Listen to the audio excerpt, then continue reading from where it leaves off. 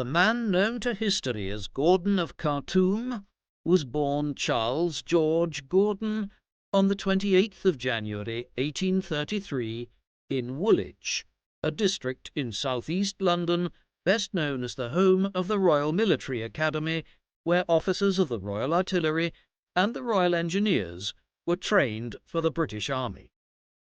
His father was Henry William Gordon, an artilleryman and veteran of the Napoleonic Wars who rose to the rank of Major General. He came from a family in which 4 generations had served in the British Army. His mother was Elizabeth Enderby, who was from a family of whaling merchants who started off mainly trading in New England, but after the American War of Independence, the Enderbys sponsored expeditions to Australia and New Zealand.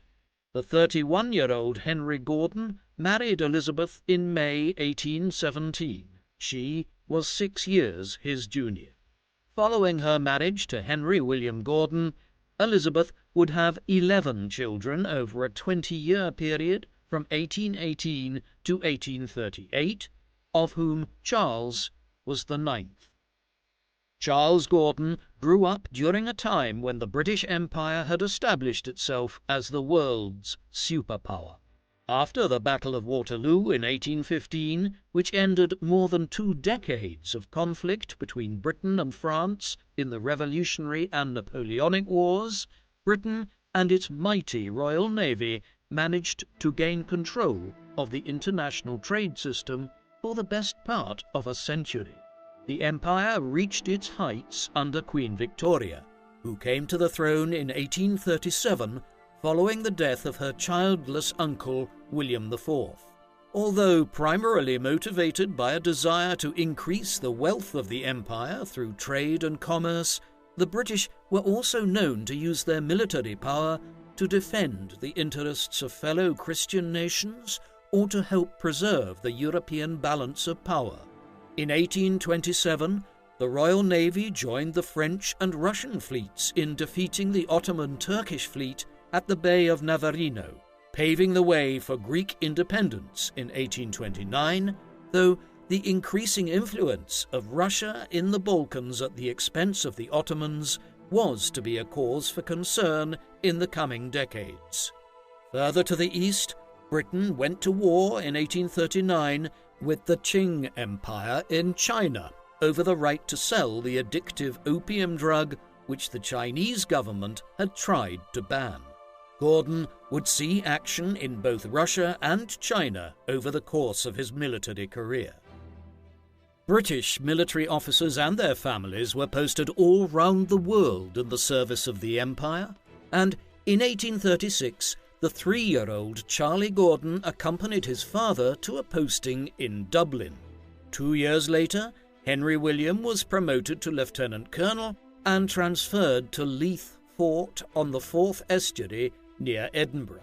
In 1840, Colonel Gordon was moved to the island of Corfu in the Ionian Islands, which had become a British protectorate since the Battle of Navarino and would remain under British control until 1864. The Mediterranean climate was a pleasant change from the gloomy weather of the British Isles, and Charles and his siblings enjoyed exploring the island, thereby learning more of the island's ancient origins as the Greek colony of Corcyra, and its more recent existence as an outpost of the Venetian Maritime Empire until its conquest by Napoleon in 1799. The Gordon children also received lessons from an English tutor alongside readings from the Bible and other religious texts from their mother for 2 or 3 hours a day. Charles Gordon's Mediterranean stay ended after 3 years when, in 1843, at the age of 10, his parents decided to send him to school in England. Acting upon the advice of the children's governess, Miss Rogers, Henry and Elizabeth sent their son to a small school called Fulland's House in Taunton in Somerset, run by the governess's father and brother, George Rogers and the Reverend Herbert Rogers. Charles did not enjoy his studies at Fulland's very much and was a mediocre student, though he developed a talent for drawing and making detailed street maps. In November 1843, a month after Charles started at Fullands, his beloved sister Emily died of tuberculosis at the age of 17.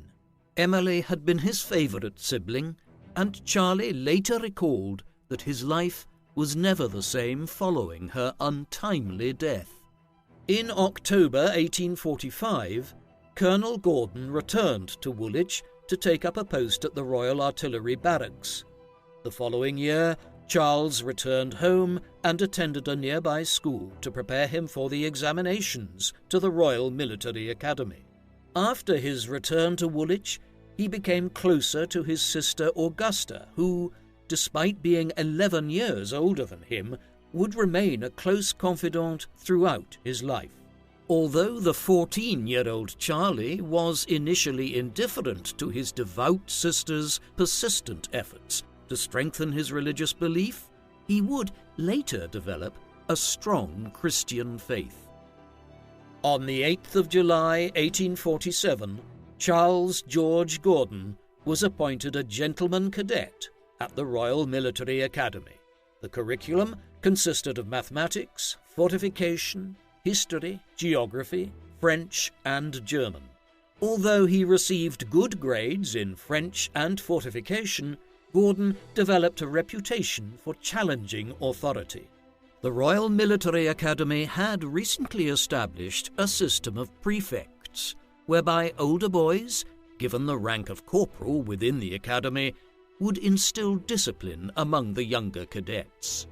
During his first year, after being ordered to walk rather than run out of the dining hall after meals, Gordon headbutted one of the senior cadets, knocking him down the stairs and through a glass door.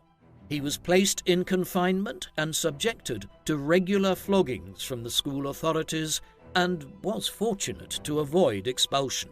In the immediate aftermath of the incident, Gordon protected himself by seeking isolation from his friends and classmates, but after a while, his rebellious streak returned, and he was often heard making disparaging remarks about the officers during parades.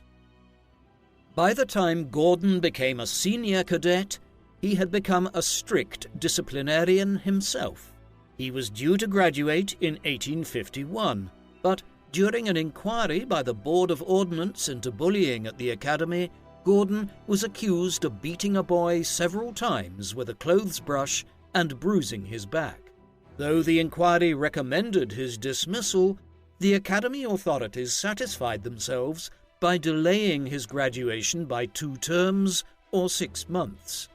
As an expert in drawing, map-making, surveying and designing fortifications, Gordon hoped to become a military engineer or sapper.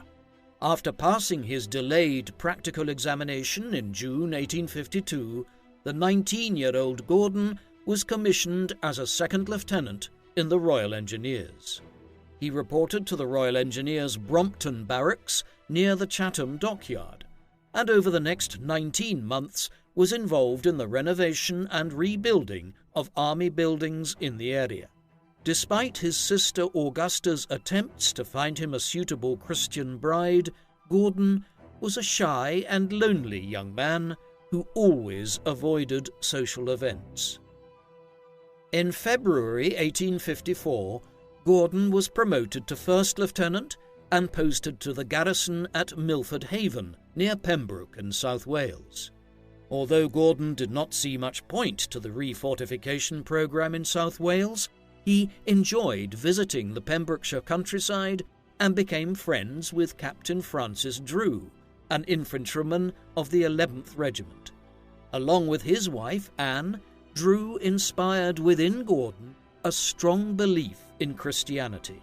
Gordon began praying and reading scripture regularly, writing to a delighted Augusta about how this religious transformation had made him happier in life. He was particularly influenced by St. Paul's teaching that, "For to me, to live is Christ, and to die is gain," which made him unafraid of death. Following the Drews' example, Gordon did not become a member of any church, but attended congregations of various Christian denominations, including Roman Catholic, Methodist, Presbyterian, in addition to the Church of England. For almost 40 years since the Battle of Waterloo, the British Army had seen little action. This situation was set to change when, in July 1853, Russian armies invaded the Ottoman Empire and occupied the provinces of Wallachia and Moldavia under the pretext of protecting Orthodox Christians in the empire. In November 1853, the Russian Black Sea Fleet defeated and destroyed the Ottoman fleet at the Battle of Sinope. Britain and France were afraid that the Russians might march all the way to Constantinople, also known as Istanbul, and intervened on behalf of the Ottomans by declaring war on Russia in March 1854.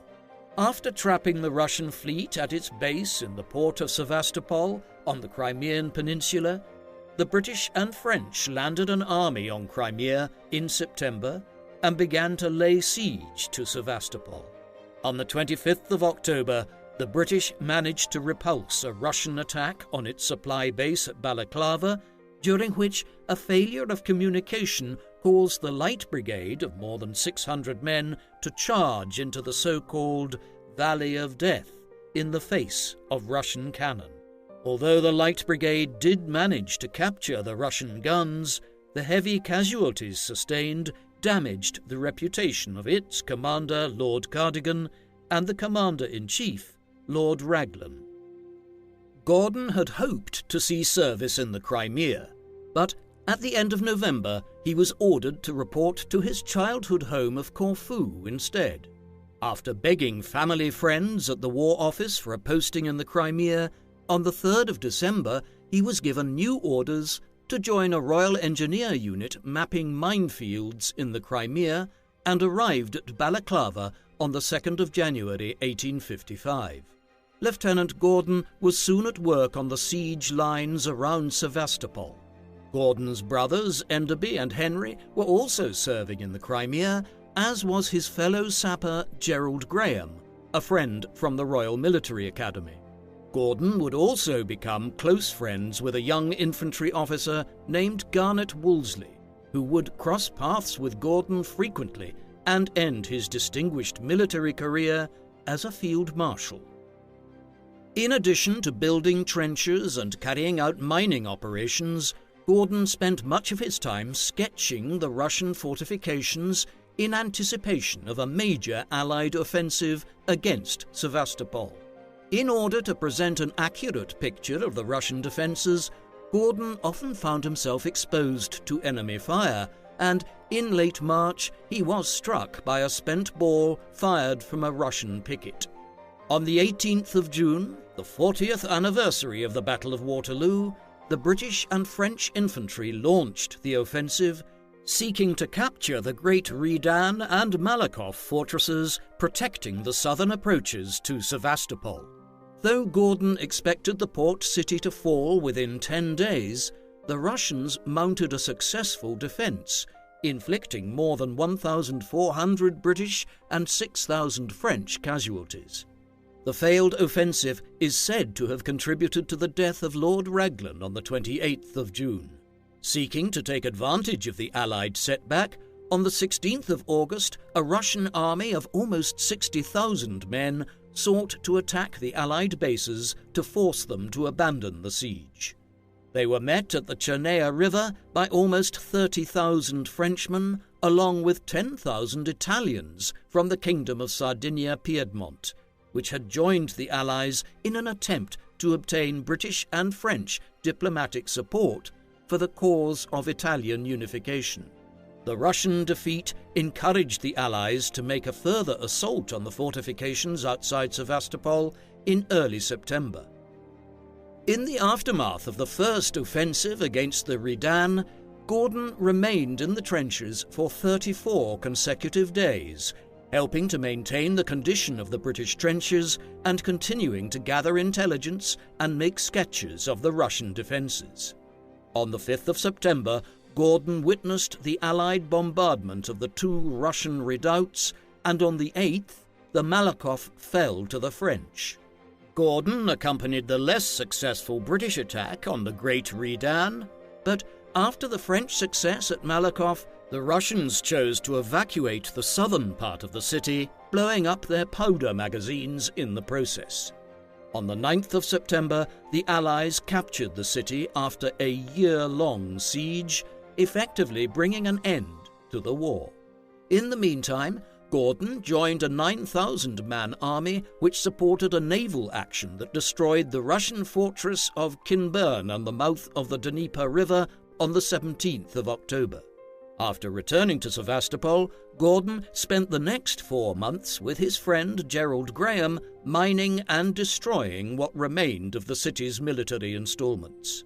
During this time, Gordon befriended Romolo Gessi, a military interpreter attached to the Piedmontese army. In March 1856, the Crimean War ended with the signing of the Treaty of Paris. For his service during the war, Gordon was awarded the French Légion d'honneur, the coveted Order of Merit established by Napoleon in 1802. As part of its terms, the Treaty of Paris established the Kingdom of Romania, an autonomous political entity within the Ottoman Empire. The treaty established an international commission to survey the new border between Russia and Romania. In recognition of his drawing and map-making skills, Gordon was appointed to the 3-man British delegation headed by Colonel Edward Stanton. In May, Gordon went to Romania with his friend Gessi, who planned to visit his widowed mother in Bucharest. Though Gordon could speak French to the Romanian elite, the polyglot Gessi served as an invaluable interpreter among the peasantry. From his base at the port of Galati on the Black Sea, Gordon spent almost a year mapping out the new frontier in Bessarabia, the region divided between modern-day Moldova and southwestern Ukraine. After the survey was completed in the spring of 1857, Gordon reported to the British Embassy in Constantinople, where he was assigned to a commission to demarcate the border between Russian Armenia and Ottoman Armenia. Accompanied by a half-Turkish, half-Kurdish officer in Ottoman service who insisted on being called Robert, Gordon charted the mountainous terrain and enjoyed a toboggan ride down the slope of Mount Ararat, the place where Noah's Ark is supposed to have landed at the end of the Great Flood. In addition to his detailed drawings, Gordon also used a camera to document the people and the terrain in Armenia, and he was elected to the Royal Society of Geography the following February for his work as a surveyor and photographer. After returning to England in late summer, he spent the winter with his parents, who had moved to Southampton in their retirement. In the spring of 1858, he returned to Armenia, where he and Robert were joined by a Russian officer, Colonel Kleb. While taking measures to keep the Ottoman and Russian officers as far apart from each other as possible, Gordon noticed that many of the stone cairns he used to demarcate the border had been removed by local farmers during his absence. By the time the work was complete again in November, several cairns had already disappeared, prompting Gordon to return to Constantinople begging not to be assigned such a task ever again. After returning to Southampton at the end of 1858, in April 1859, Gordon was promoted to captain and appointed second adjutant at the Chatham depot, serving under its commandant, Edward Stanton, whom he had worked with in Romania. Gordon served in this post for around a year, but became bored and petitioned the War Office to be assigned to active service in China, a request that was granted in July 1860. After the end of the First Opium War in 1842, the Chinese authorities ceded the island of Hong Kong to the British and agreed to open 5 so-called treaty ports to Western trade, though the opium trade technically remained illegal. In the 1850s, a further attempt by Chinese officials to suppress the opium trade led to the outbreak of the Second Opium War in October 1856. After an Anglo-French army captured the port of Canton or Guangzhou on the 1st of January 1858, the Chinese signed a peace treaty in Tianjin in June, opening up a further 10 treaty ports to Western trade, legalizing the opium trade, and allowing Western merchants and missionaries to travel to the Chinese interior. When hardline ministers in the Chinese court deplored the concessions and encouraged the Jianfeng Emperor to continue fighting, a second round of hostilities began in 1859 when the Europeans attacked the Taku forts near Tianjin. By the time Gordon arrived at Tianjin in September 1860, the Anglo-French army had captured the Taku forts and were advancing on the Chinese capital of Beijing. In early October, French and British forces arrived in Beijing and began looting the Summer Palace and the Old Summer Palace.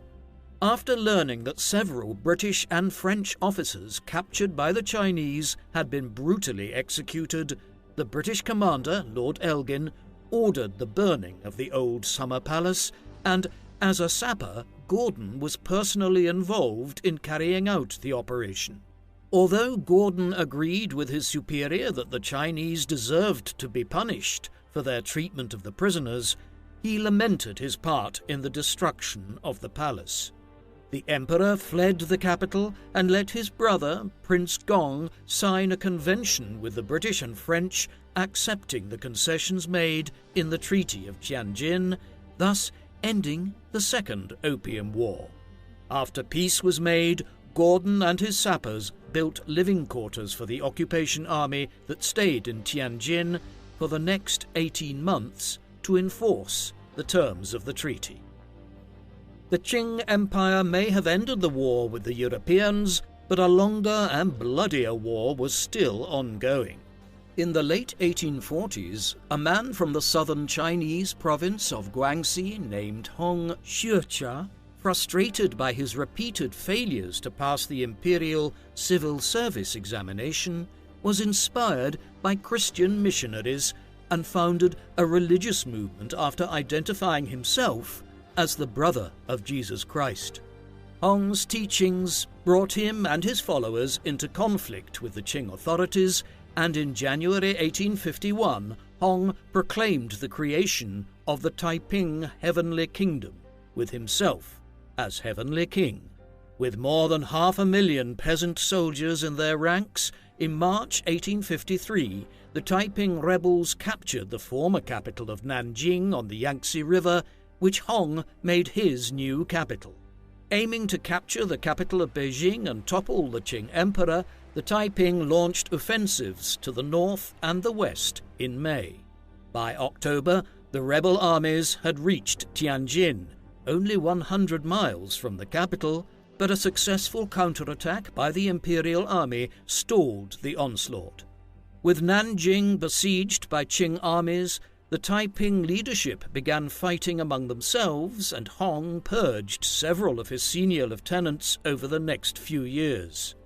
Nevertheless, in May 1860, the Taiping armies managed to break the siege of Nanjing and invaded Jiangsu and Zhejiang provinces, capturing the ancient capital of Hangzhou and the city of Suzhou by June.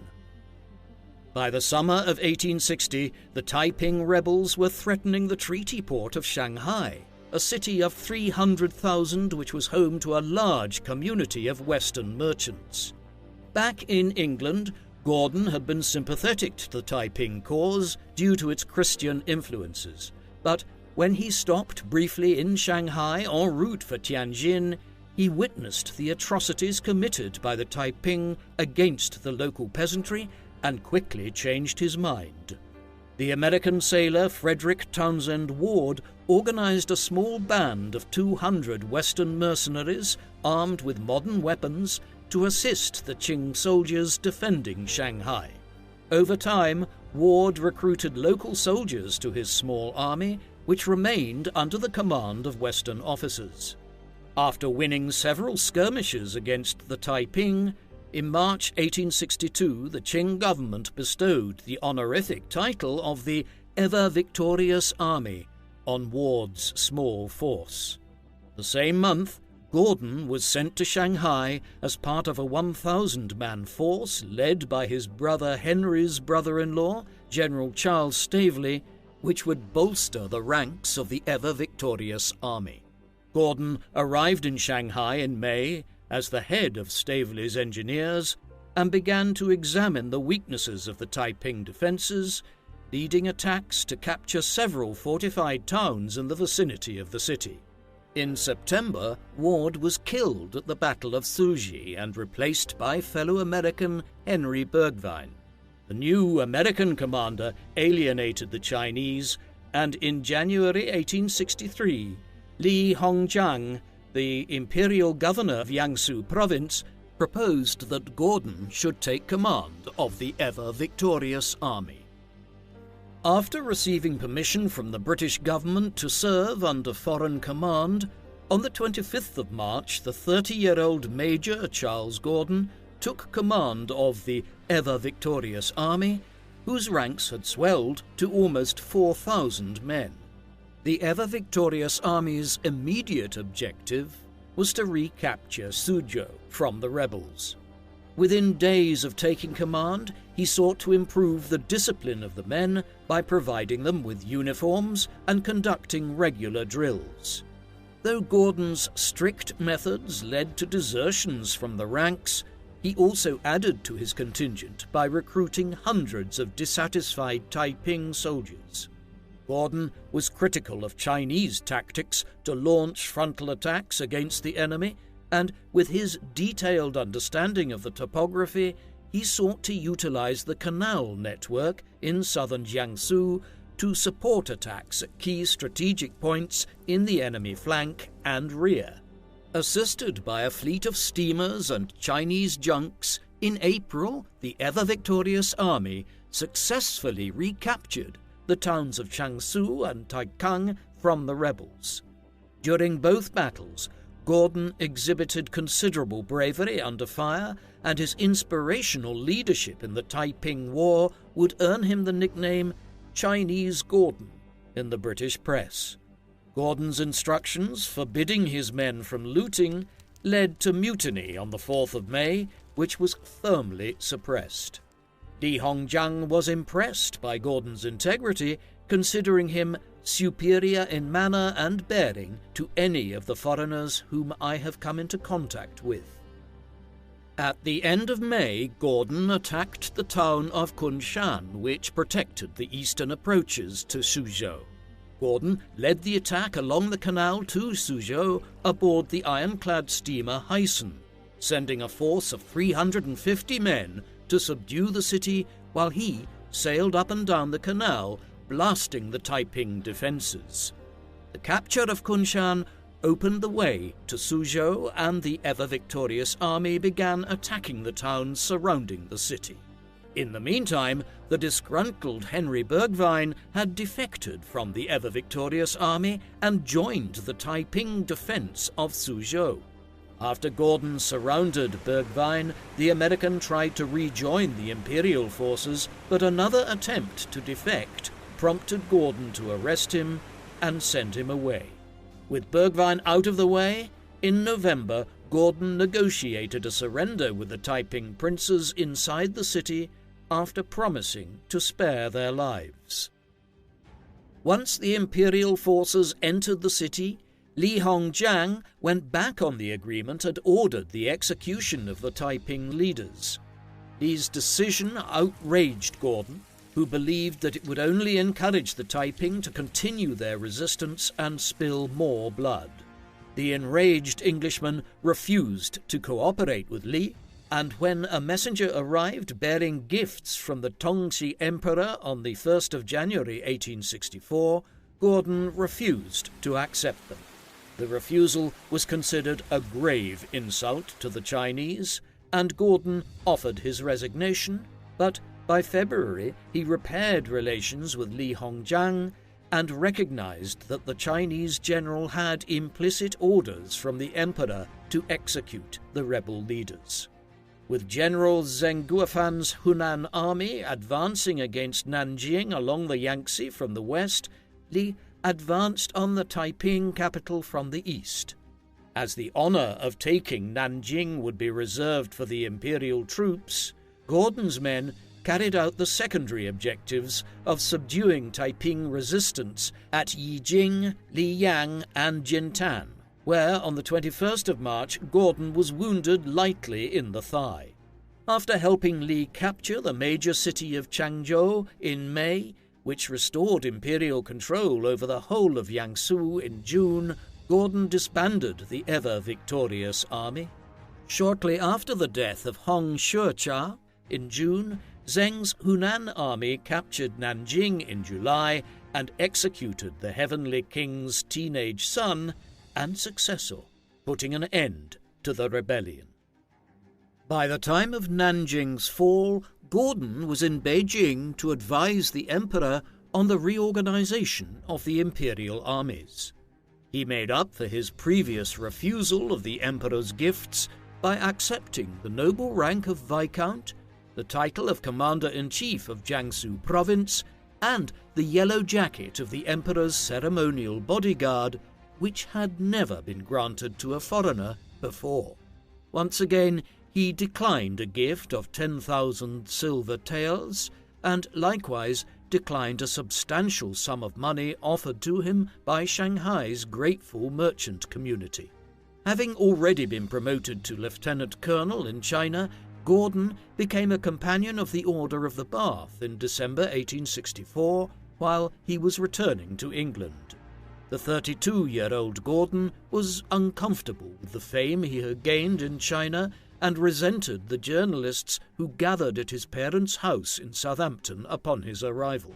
He was happier to see his old friend Romolo Gessi, who sought to recruit Gordon to General Giuseppe Garibaldi's campaign of Italian unification, but Gordon chose to remain at home with his sick father, who died in September 1865.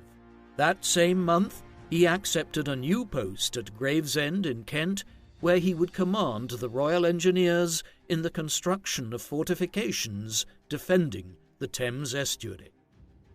Although he considered the fortifications expensive and obsolete, Gordon nevertheless busied himself each morning supervising the construction works. During the afternoons, Gordon dedicated his free time to charitable activities which he considered part of his Christian duty. Although he had witnessed poverty and destitution in war zones before, he was surprised by the level of deprivation in the town.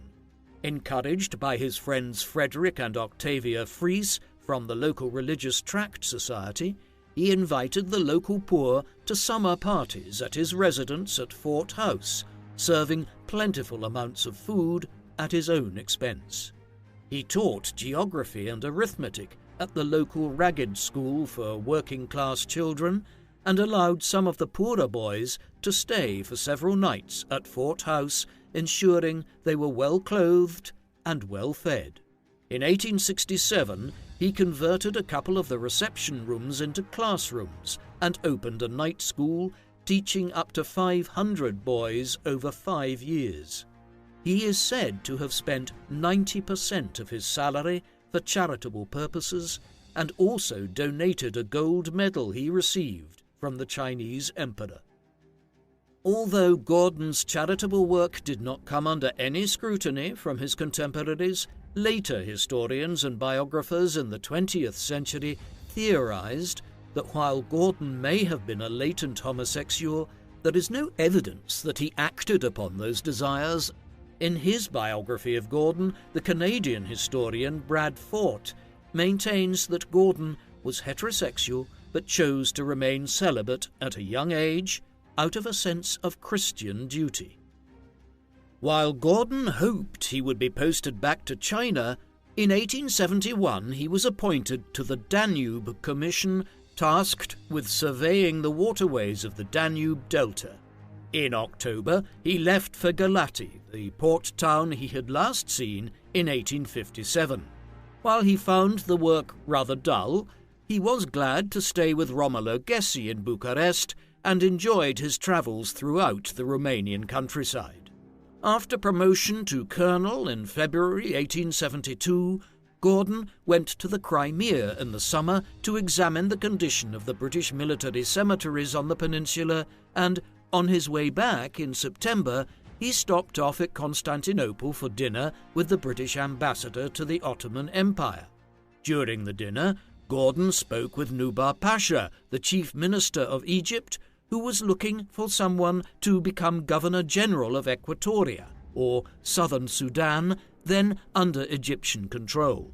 The incumbent, another Englishman named Sir Samuel Baker, had been unsuccessful in carrying out his instructions to suppress the slave trade along the Nile. Nubar waited until Baker completed his term before making a formal offer in October 1873, which Gordon gladly accepted. After being made a general in the Ottoman army, Gordon departed for Africa on the 28th of January 1874, his 41st birthday. In February, he arrived in Egypt and reported to the Khedive of Egypt, Ismail Pasha. Although nominally a vassal of the Ottoman Empire, since 1805 Egypt was effectively an independent state. In 1798, Napoleon Bonaparte had overthrown the Mamluk rulers of Egypt, but the following year his fleet was destroyed by Lord Nelson at the Battle of the Nile. After British and Ottoman troops expelled the French in 1801, an Ottoman general of Albanian descent named Muhammad Ali became governor of Egypt in 1805. With the Ottoman Empire in decline, Muhammad Ali and his successors, who claimed the title of Khedive or Viceroy, enjoyed considerable autonomy and aimed to expand their territories beyond Egypt, conquering Sudan in the 1820s. While the British were the primary beneficiaries of a close economic relationship with Egypt, the Khedives employed military officers and civil administrators from all over Europe, a practice encouraged by Ismail Pasha, Muhammad Ali's grandson, after becoming Khedive in 1863. In 1869, Ismail presided over the opening of the Suez Canal, a development of enormous economic benefit to Britain and Europe, reducing travel time to and from India by 2/3. Encouraged by the British, Ismail sought to expand into Central Africa to the headwaters of the Nile and the Great Lakes, which would be one of Gordon's objectives as governor of Equatoria. During his meeting with the Khedive in Cairo, the new governor was offered his predecessor's salary of £10,000 a year. When Gordon said that £2,000 would be enough, an astonished Ismail exclaimed, "What an extraordinary Englishman! He doesn't want money." After taking leave of the Khedive, Gordon made his way down the Suez Canal to the Red Sea, where he was met by Gessi, who had left Romania and taken up a commission in the Khedive's army after learning of Gordon's appointment. With Gessi at his side, Gordon arrived at the Sudanese capital of Khartoum in March, where he made the acquaintance of his immediate superior, Ismail Pasha Ayoub, the Governor-General of Sudan. He soon steamed up the Nile and in April reached the island of Gondokoro, 750 miles south of Khartoum, which would serve as the base for his efforts to crack down on the slave trade over the next 2 years. Gordon began work constructing a series of fortified outposts to assert the authority of the Egyptian government, but his campaign against the slave trade was undermined by Ayoub, who had an economic incentive to allow the trade to continue. Gordon also aimed to establish Egyptian control of the neighbouring kingdoms of Buganda and Banyoro. In 1875, he dispatched his American subordinate, Charles Chalet Long, to seek submission from King Mutesa of Buganda. Though Long was unsuccessful, he discovered a lake between Lake Victoria and Lake Albert, which he named Lake Ibrahim after Khedive Ismail's father, which was later renamed Lake Kyoga. Gordon was keen to find out whether there was a navigable route between the lakes and dispatched Gessi to circumnavigate Lake Albert. In July 1876, Gordon was leading his own expedition from Lake Albert along the Nile to Lake Kyoga when he received news that King Mutesa had taken 140 Egyptian soldiers hostage after inviting them to build a fort in his capital. Gordon responded by dispatching one of his men to negotiate an agreement with Mutesa to secure the release of the Egyptians while allowing Buganda to retain its independence. Having accomplished all he could in suppressing the slave trade in Equatoria, Gordon left in October and informed the Khedive of his intention to resign his governorship. Before returning to England for the winter, the Khedive persuaded him to reconsider, and in the absence of any new offers of employment, he returned to Egypt in February 1877. Gordon had requested the governorship of the whole of Sudan from the Khedive, which was readily granted after lobbying efforts from his friend Gerald Graham. In accordance with his newly elevated status, Gordon was awarded the honorific title of Pasha and became a field marshal in the Ottoman army.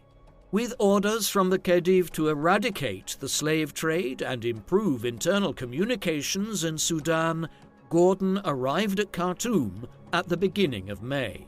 Within weeks, he instituted a series of reforms, abolishing public flogging, disbanding the Bashi Bazouks, unpopular local Turkish militia, and placing a box at the door of the governor's palace to receive petitions from the populace. On the 19th of May, Gordon left Khartoum for the Arab-dominated western districts of Darfur and Kordofan, the heartland of the Sudanese slave trade.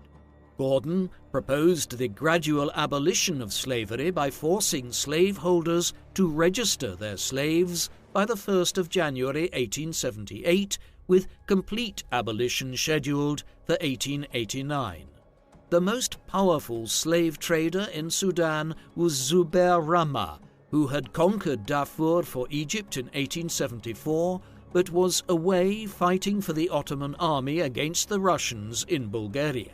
In his absence, Zubair's son, Suleiman, led an insurrection against the Egyptian authorities, prompting Gordon to ride out and suppress the rebellion. On the 2nd of September, Gordon and a small entourage appeared, unannounced, amongst Suleiman and his 3,000 rebels and ordered them to submit in return for positions within the Egyptian administration. Impressed by Gordon's fearlessness, 3 days later, Suleiman and a number of his subordinate chiefs agreed to withdraw. Not long after Gordon returned to Khartoum in January 1878, he was summoned to Cairo to advise the Khedive on his mounting financial problems. Ismail Pasha had spent heavily on cultural and infrastructure projects and brought Egypt to the brink of bankruptcy. Having begun his reign as Khedive with a national debt of £3 million, by 1876 the figure had risen to £81 million, and half of the country's income was being used to service interest payments to European bondholders. In 1875, the Khedive sold Egypt's 45% stake in the Suez Canal for £4 million to the British government, which increased its scrutiny of Egyptian government finances.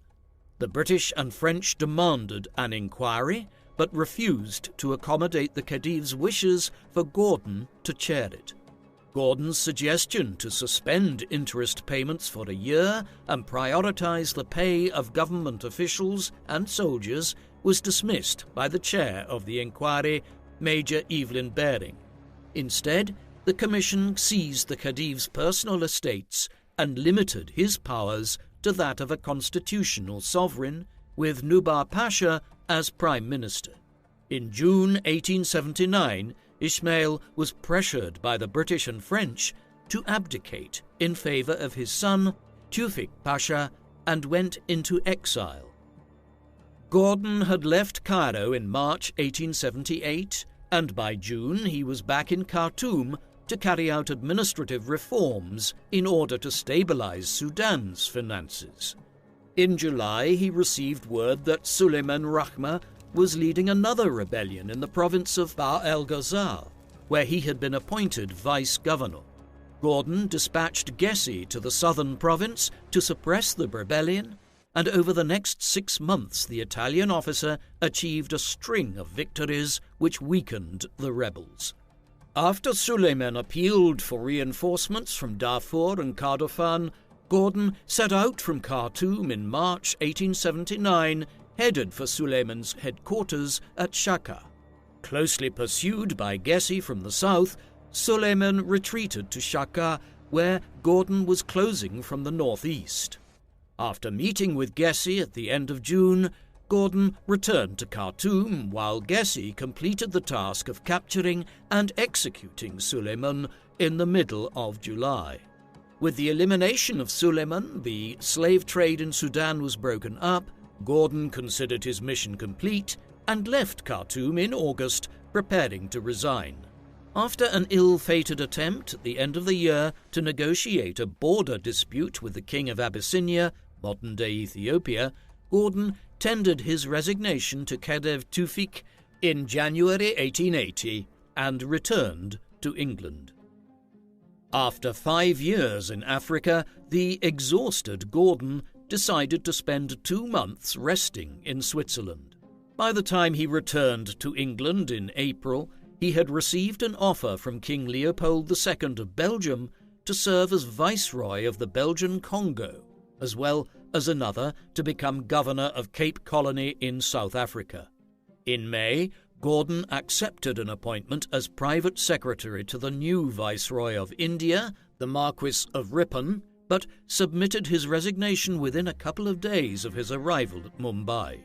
Almost immediately, Gordon was invited to China by Sir Robert Hart, a British diplomat who had served as the head of China's customs service since 1863. China and Russia were on the brink of war over the northwestern province of Xinjiang, and Gordon was asked to advise the Chinese government on military preparations. Fearing that Gordon would take command of a Chinese army against Russia, the British government ordered him to stay put in Hong Kong. After ignoring the order, Gordon indicated that he was prepared to resign from the British Army rather than abandon China. When he arrived in Beijing in August, Gordon urged the Chinese ministers to seek a diplomatic solution, warning that the Russian Pacific Fleet would seize Tianjin and threaten the capital. The Chinese rejected the advice, but after Gordon returned to England, the Treaty of St. Petersburg was signed in early 1881, avoiding war. Following his return to England in October 1880, Gordon embarked on a 2-week tour of Ireland, where he witnessed the appalling destitution of the Irish peasantry. The experience prompted him to write a memo to the Liberal Prime Minister William Gladstone in favour of land reform in Ireland, proposing that the government buy out the Anglo-Irish landlords and divide their estates among the poor tenant farmers. After spending the early months of 1881 in London, in May, Gordon was appointed commander of the Royal Engineers on the island of Mauritius in the Indian Ocean, which had been a British imperial possession since the Napoleonic Wars. After arriving in late June, he spent over a month inspecting the island's defences, as well as those of the Seychelles to the north. He was so impressed by the beauty of the islands that he proposed it as the location of the biblical Garden of Eden. In August, Gordon wrote up his Memorandum on Colonial Defences, setting out his views not only on Mauritius and its surrounding islands, but the whole question of imperial defence. He argued that southern Africa was more important than the Suez Canal for control of India, since the canal could be blocked by a single sunken ship. He also recommended that Mauritius and the Seychelles should be split into separate colonies, a suggestion that was eventually adopted in 1903. Not long after his promotion to Major General in March 1882, Gordon was ordered to South Africa, where he served as an advisor to the government of the Cape Colony over its relationship with the small kingdom of Basutoland, modern-day Lesotho. After arriving in Basutoland in September, he began negotiations, but after being caught up in a struggle between rival brothers who claimed the throne, Gordon fell out with the Cape government and sailed home in October. Following a short stay in England, he decided to travel to the Holy Land and arrived in Jerusalem in January 1883. Ever since he had embraced Christianity, Gordon hoped to visit the holy sites associated with the life of Christ. He was particularly interested in determining the location of Golgotha, the site of Christ's crucifixion and resurrection. He rejected the theory that the Church of the Holy Sepulchre had been built on the site, and instead pointed to a site further north, beyond the Damascus Gate, named Skull Hill, at the foot of which is a rock tomb known as the Garden Tomb.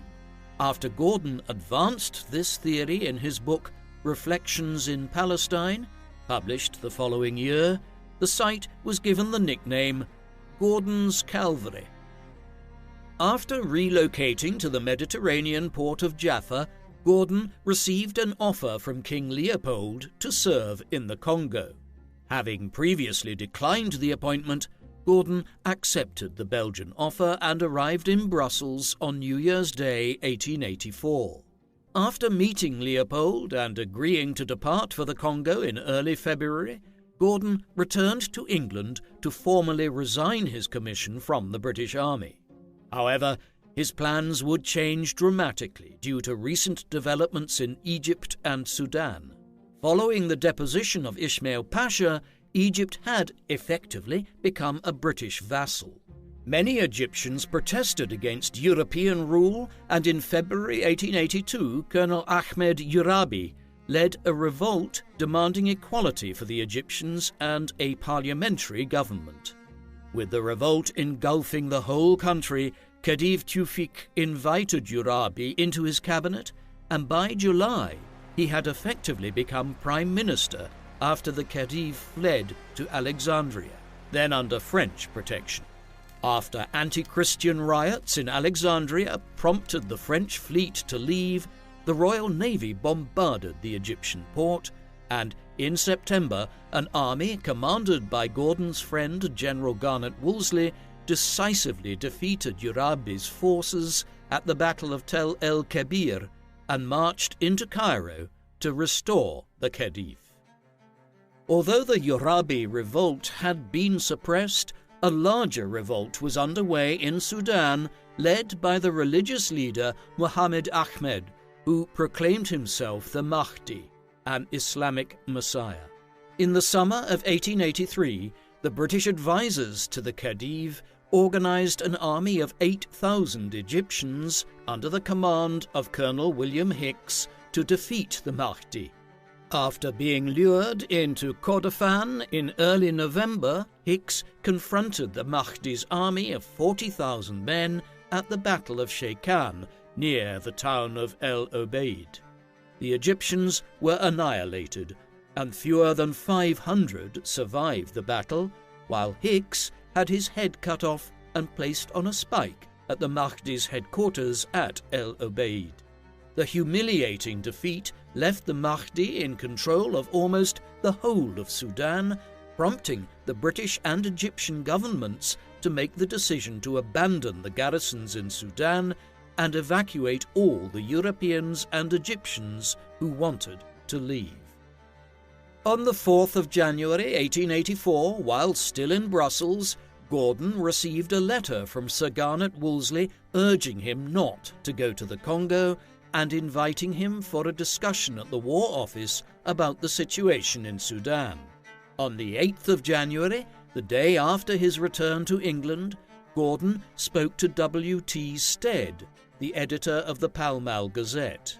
After initial reservations, he began to share his views about the Sudan crisis. He argued that the Mahdi's popularity was due to poor governance by the Egyptian authorities and did not believe his supporters were primarily motivated by his religious message. He criticized the government's evacuation announcement, which he considered counterproductive to morale in the areas of Sudan that remained loyal to the Egyptian government, and warned that failure to eliminate the Mahdi would cause the uprising to spread to Egypt. He proposed that Sir Samuel Baker and his brother Colonel Valentine Baker should be sent to Egypt to rescue the situation. Stead took a few liberties in his reporting, and the article came out on the 9th under the headline, "Chinese Gordon for the Sudan," making Gordon the popular choice for the mission. On the 15th of January, Gordon met Wolseley at the War Office, where the latter proposed sending Gordon to Sudan to report on the military situation there, provided Sir Evelyn Baring, the British Consul General in Cairo, approved of his appointment. On the 16th, Gordon went to Brussels, but was recalled to London the following day by Wolseley with news that Baring had agreed to his assignment. After an uncomfortable meeting informing the Belgian king that he was obliged to answer the call of his country, but would happily go to the Congo afterwards, Gordon arrived in England on the morning of the 18th. From his country estate at Harden, Gladstone believed that Gordon's role was merely to advise the government on what should be done, and the government was not bound by his recommendations. However, when he met with 4 cabinet ministers on the 18th, Gordon was informed that he was to organise the evacuation himself.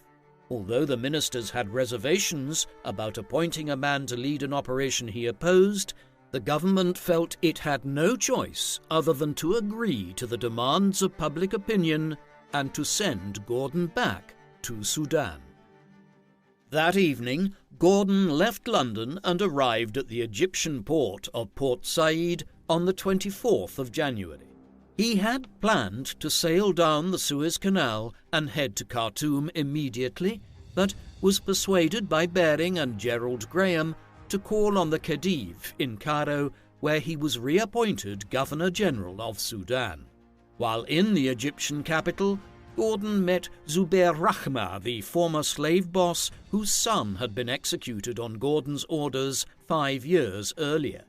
Despite their disagreements, Gordon believed that Zubair could reactivate his tribal networks and challenge the Mahdi's control of Sudan. At a meeting with Baring and Egyptian officials on the 26th of January, Gordon proposed taking Zubair with him to Khartoum, but the request was denied. That same night, a disappointed Gordon left Cairo and arrived at Khartoum on the 18th of February. Gordon's instructions from Baring were to save lives and property while establishing some rough form of government which will prevent anarchy and confusion. On his way to Khartoum, Gordon's mood swung between optimism and pessimism, confident that the Mahdi's hold on Sudan could be easily broken, but regretting that Zubair was not available to help him restore order. At a gathering of local leaders in the northern Sudanese town of Berber a few days before his arrival in Khartoum, Gordon made public the Khedive's proclamation of Sudan's independence and the evacuation of the Egyptian army. Gordon hoped that this would encourage the Sudanese leaders to accept his authority with the promise of self-government afterwards, but instead, the Sudanese felt abandoned and defected to the Mahdi, the exact outcome he had predicted during his interview with Stead in January. Following this setback, Gordon changed tack and wrote to the Mahdi, offering to make him Sultan of Kordofan under his authority as Governor-General. Unsurprisingly, the Mahdi reacted with contempt and sent back a reply asking Gordon to convert to Islam. After his previous doubts about the religious nature of the Mahdi's uprising, it was becoming increasingly clear that the Mahdi and his followers were fighting an Islamic jihad. Gordon received a rapturous welcome upon his arrival at Khartoum, a city of more than 40,000, including a garrison of 9,000 men. Gordon ordered the city gates to be opened, burned debt records, and freed the prisoners. In late February, Gordon began evacuating women and children from Khartoum down the Nile in government steamers. He entrusted the defense of the city to local Sudanese troops rather than the unreliable Egyptians or the hated Turkish militia. In late February, he sent a telegram to Bering in Cairo, informing him of Stuart's expedition to attack rebels to ensure the evacuation could carry on unhindered. However, when the message reached London, Gordon created the impression that he was taking matters into his own hands and planned to fight the Mahdi. In the meantime, Gordon continued to ask permission for Zubair to join him in Khartoum, and Bering eventually agreed. However, when the news reached London, the government bowed to pressure from the Anti-Slavery Society and decided to keep Zubair in Cairo. In response to this final refusal in early March, Gordon informed Bering that it would be impossible to establish a stable government in Sudan and proposed to leave things up to the Egyptians after the evacuation was complete. By ending the message, "If Egypt is to be quiet, Mahdi must be smashed up," Gordon once again gave the impression to London that he was planning to do battle with the Mahdi. After successfully evacuating 2,500 civilians from Khartoum, by the middle of March, the Mahdi's men began to lay siege to the city and cut off Gordon's telegraph line. While Gordon was increasingly isolated in Khartoum, a revolt had broken out in eastern Sudan among the Hadendoa tribe, led by Osman Digna. In early February, Colonel Valentine Baker's 3,000 Egyptians were defeated at El Teb by 1,000 Hadendoa warriors, whom the British nicknamed Fuzzy Wuzzies, whilst throughout the conflict the Mahdist forces were known pejoratively as dervishes. A second army of British and Egyptian soldiers commanded by Gerald Graham defeated Digna and sought to advance to Berber and Khartoum to link up with Gordon. But the British government ordered Graham to return to Egypt after insisting that Gordon was free to leave Khartoum whenever he wanted. However, by the 12th of March, thousands of Mahdists approached from the north, leaving Gordon surrounded. With limited food and money, Gordon attempted to keep morale high with regular displays from military bands, and he continued to inspect the garrison and its defences every morning. The Mahdi and the bulk of his army was besieging Berber, and the Mahdists outside Khartoum were only 6,000 strong. Gordon and the garrison still had a good chance of breaking out of Khartoum, but he was unwilling to surrender the city and determined to resist until the British government sent a relief force. After the Mahdi captured Berber in May, all escape routes out of Khartoum were blocked. The British government, believing that Gordon had blundered into the situation himself, resisted calls to send a relief force. While Gladstone expressed a degree of sympathy for the Mahdists in the House of Commons and claimed they are struggling rightly to be free, Queen Victoria urged the Prime Minister to take action. Garnet Wolseley was once again the loudest voice for action, and in early August the government finally authorised Wolseley to lead an expedition, recognising that national honour was at stake and something had to be done. Wolseley arrived in Cairo in early September, but it was not until the 27th that his relief force of 5,400 men was equipped to leave the Egyptian capital and advance up the Nile. Meanwhile, in early September, Gordon sent Stewart and Power on a mission down the Nile to re-establish communications with Bering in Egypt. Their steamer ran aground, and after going ashore, the men were soon ambushed and murdered. Gordon did not learn of their fate until late October, when the Mahdi set up camp across the river near Omdurman at the head of an army of some 50,000 men. By December, supplies in Khartoum were running perilously low, and Gordon wrote in his journal that the city might fall if the relief force did not arrive in 10 days.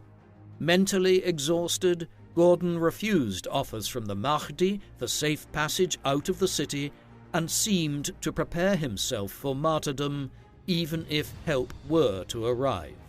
Wolseley had expected to reach Khartoum in early November, but progress upriver was painfully slow.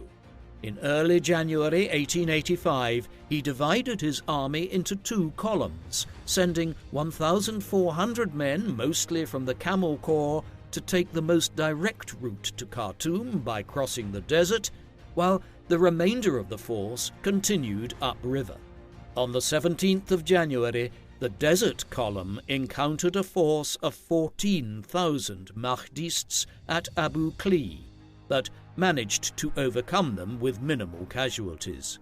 The column repelled a further attack a couple of days later at Abu Kru, once again inflicting heavy casualties on the enemy, but at the cost of more than 100 dead, including its commander, Major General Herbert Stewart.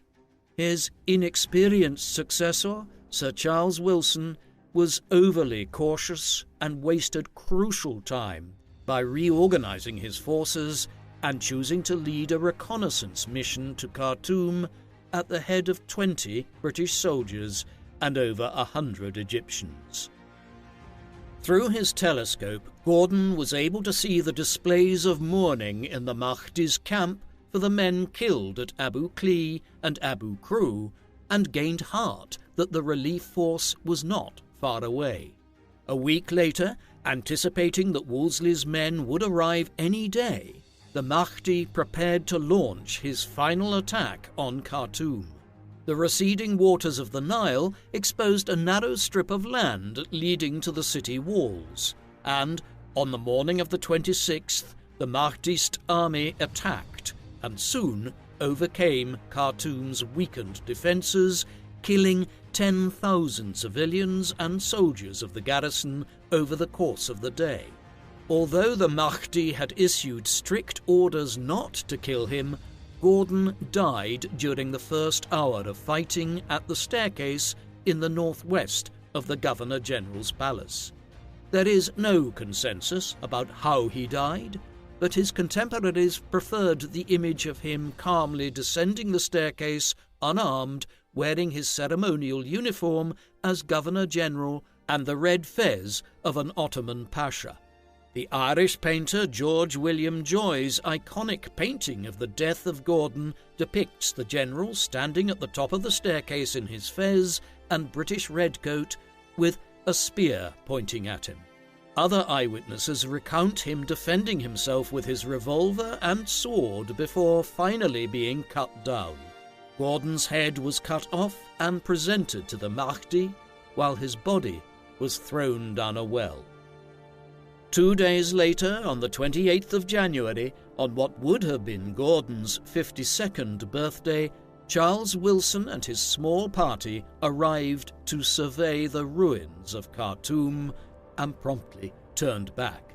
After the news of Gordon's death and the fall of Khartoum reached London, the press blamed Gladstone, labelling him the murderer of Gordon by reversing the initials of his nickname of Grand Old Man.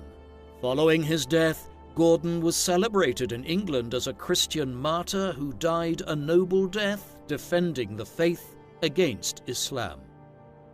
Charles George Gordon was the fifth generation of his family to serve in the British Army, but the manner of his death at Khartoum made him the most famous of them all. His drawing and surveying skills made him an excellent engineer officer, and after serving with distinction in the Crimea, his skills were often employed by the British government in surveying international borders. In his late 20s, he shot to fame as the commander of the ever-victorious army in China, and his small force made an outsized contribution to the suppression of the Taiping Rebellion in 1864. His strongly held Christian beliefs created a sense of honesty and integrity within him which astonished Li Hongxiang in China and later on Khedive Ismail in Egypt. His Christian faith inspired him to spend much time and money on charitable activities for the poor local children during his 6 years at Gravesend. The final decade of Gordon's life is primarily associated with Egypt and Sudan. In the service of the Khedive of Egypt, Gordon successfully suppressed the slave trade in Sudan, initially in Equatoria and later in the whole of Sudan. After spending the next few years hopping between India, China, Mauritius, South Africa and the Middle East, Gordon returned to Sudan for what would be his final assignment. Having criticized Gladstone's decision to abandon Sudan to the Mahdi, Gordon attempted to evacuate Khartoum while trying to make arrangements for a stable government in opposition to the Mahdi. A combination of Gordon's stubbornness in choosing to remain in the city and the British government's unwillingness to rescue him created the conditions for his death on the staircase in his palace in January 1885 after a siege of more than 300 days, transforming him into a martyr for Christianity and the British Empire.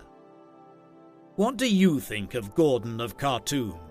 Was he a brave and talented soldier who could inspire his men to great deeds on the battlefield, or was he a military adventurer who was prone to disobeying his orders and getting himself into trouble? Please let us know in the comment section. And in the meantime, thank you very much for watching.